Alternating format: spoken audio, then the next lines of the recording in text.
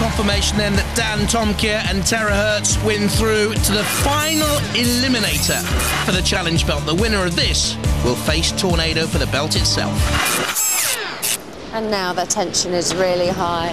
Silence as two teams side by side in the pits work. They're focused towards this final battle, the winner of which will fight Tornado. So first of all, we'll go. Hey, you're meant to be working. We're ready. You're ready? Yeah. Are for you? change. The last time I looked, you were working, so you're only just ready. Yeah. It does make a change. You're right. Okay, so tell us about the power of the axe compared to the power of their weapon. We can make a mess of them, and they can throw us out of the arena. Have you got more power than him in your weapon? Yes. Yes. Yes. Okay.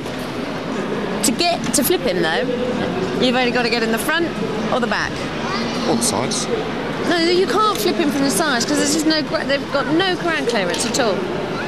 Done it before. Have you? Yeah. Do you think you can do it again? Yeah. And you think also that Tornado will walk over, don't you? Yeah. I can't believe this man. You'll be so embarrassed if you lose. Only 2 robots survive. Only one can take on Tornado for the challenge belt. That fight is just around the corner. But first, let the decider begin.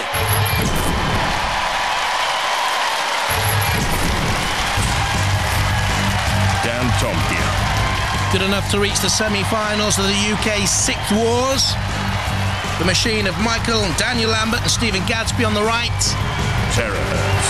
Reached the grand finals of those most recent UK championships with John Reed, Nicholas Lynch and James Lynch and Terrorhurtz. Stand by. In the arena for the house robots, Sergeant Bash with a flick of flame, and Shunt, the old stalwart.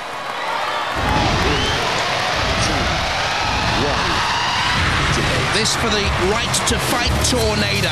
Down comes the axe of Terrorhurtz once again. Onto the top of Dantomkia, whose main hope here will be to lift Terrorhurtz and try and flip it. Try and get it to the arena sidewall and flip it out. It's going to be a hard job. Terrorhurtz, 99 kilos, 11 miles an hour.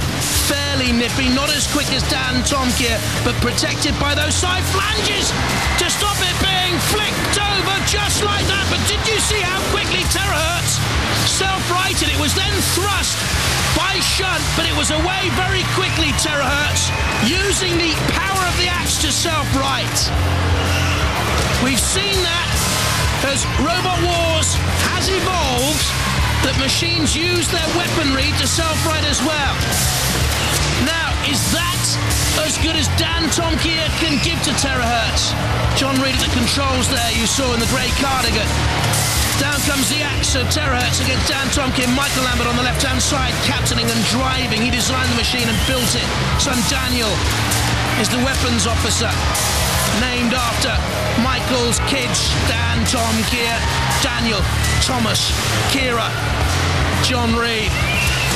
Has no family values out there. He just wants to destroy Dantomkia. And he's doing a good job. Have they been immobilized?